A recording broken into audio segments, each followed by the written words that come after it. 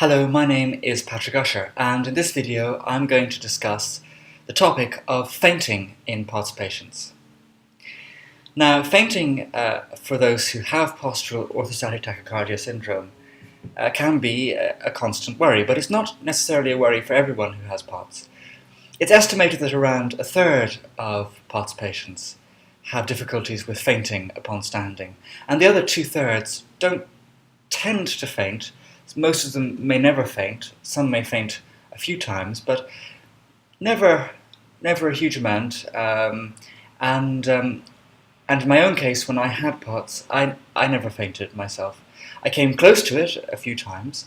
When I remember at the very worst of it, when I was wondering what on earth was wrong with me, back in early 2015, I remember walking through the town where I was doing a PhD at the time, and just feeling like, which was Exeter in the southwest of England, and feeling like I was about to faint, and I kept having to sit down, but I never actually fainted at any point.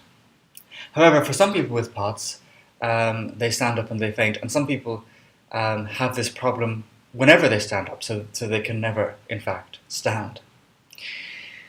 Now, why is it that this is the case for some people with POTS, but not others? So I'm going to speak to my own hypothesis as to why I believe this to be the case. You can see if it might resonate with you, if this is the problem you have, or if you don't have it, you can let me know your thoughts. But anyway, my understanding is the following. But I have to give some background first. So, as you may know, the main reason why the heart beats so much faster upon standing in the POTS patient is that the blood vessels do not constrict properly when you stand up if you have POTS. They are meant to squeeze very efficiently when you stand up, but in the POTS patient, they remain partially open.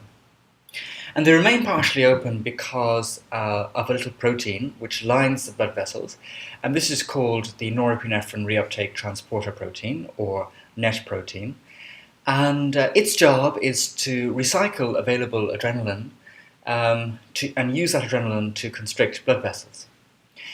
Now, however, unfortunately, in the POTS patient, this NET protein has become dysfunctional.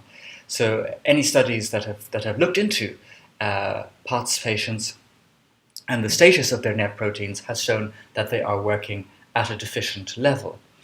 The result of this means that because it's deficient, it doesn't have the strength or capacity to perform its function anymore of recycling available adrenaline to constrict blood vessels when you stand up. The result being that it can't do that, and therefore it's only able to partially constrict the blood vessels or partially to squeeze them. And the result of this is that the blood vessels remain open upon standing, so therefore the heart has to beat faster because it has an overall increased area to cover to keep blood pumping everywhere, right? There's nothing actually per se wrong with your heart, although things may develop from the strain of it, but there's nothing per se wrong with the heart. The heart is trying to compensate for this situation, okay? That gives me an idea for a video. Okay, so but what, Patrick? Yes, and the reason this has happened, according to the thesis I'm trying to put forward, is that the autonomic nervous system, or the limbic system, enters into a hardwired state of crisis in the POTS patient, and this is following an antecedent trauma of some kind, such as a severe illness or surgery or psychological trauma or combination. And when the autonomic nervous system enters crisis, the signal for adrenaline or norepinephrine, they're the same substance, to be released happens all the time. The result of which is that eventually this protein becomes so overwhelmed by this constant release of adrenaline or norepinephrine that it can no longer do its work and therefore becomes deficient. So it's a knock-on or secondary effect of having a brain in crisis, that the blood vessels will become dysfunctional. And I just want to be clear that when I say knock-on, I appreciate not everyone in the world may understand that sort of more Irish or English way of putting things, but it really just means a secondary result of a primary cause. Okay, so how does this then potentially relate to fainting? Now, my understanding is that when it comes to deficiency of net proteins in the POTS patient, some may have become more deficient than others, right? So some people's net proteins may only be half deficient. So the result is that when they stand up, their blood vessels still squeeze somewhat, but not as much as they should. But they nevertheless squeeze enough for the heart to cope with pumping the blood through that overall volume, or overall area. So in my case, my heart rate was typically between 130 to 140 upon standing, sometimes 125, that kind of thing. So it never went above 140 though. So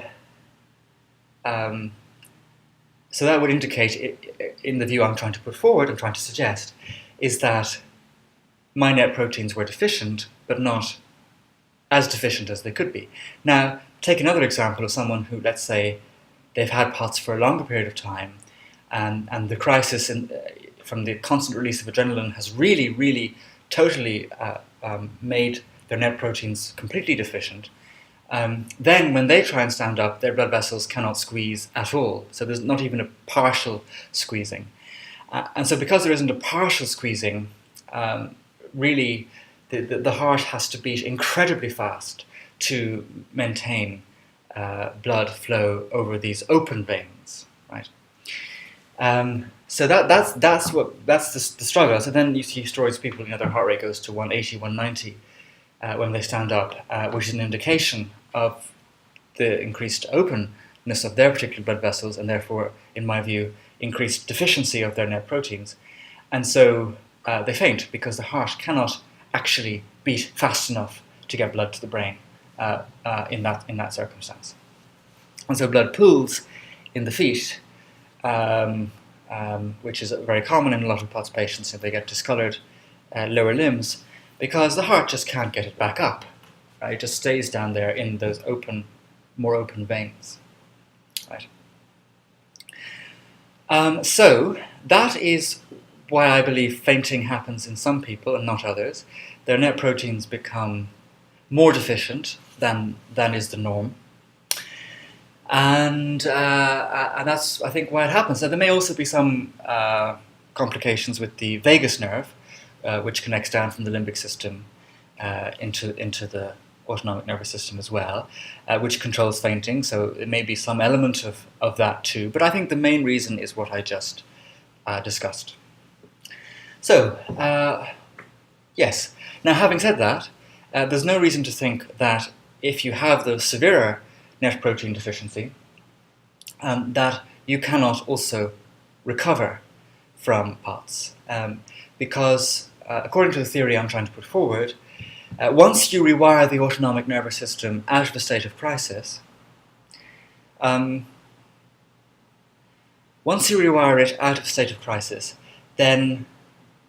the norepinephrine or adrenaline overrelease ceases, and then the net protein has time to heal up at last, because it must, because this is what it will be replaced in the rest and digest phase of autonomic nervous system repair over time. Now, how long exactly, one can't say, but it's certainly more a question of well, it's not a question of decades, and it's not. I don't think it's a question of even 2 years, but somewhere between several months and 2 years. It's hard to say because I only can look at the stories of people who've recovered and when their heart rates have got better, and think of my own story, where my heart rates were back to normal consistently 4 months after starting the program. So the dynamic neural retraining system, which I talk about in other videos, which rewires the autonomic nervous system or limbic system out of the crisis state. So once you do that, then the net proteins have a chance to heal, right? And so even if one is at the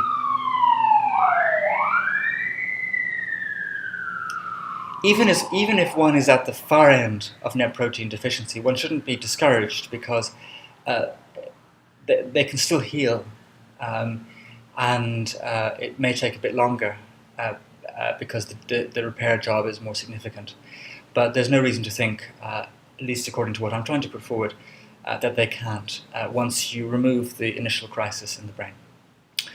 So that's what I want to say about that, and I hope you find this helpful and food for thought, especially if it concerns your particular case.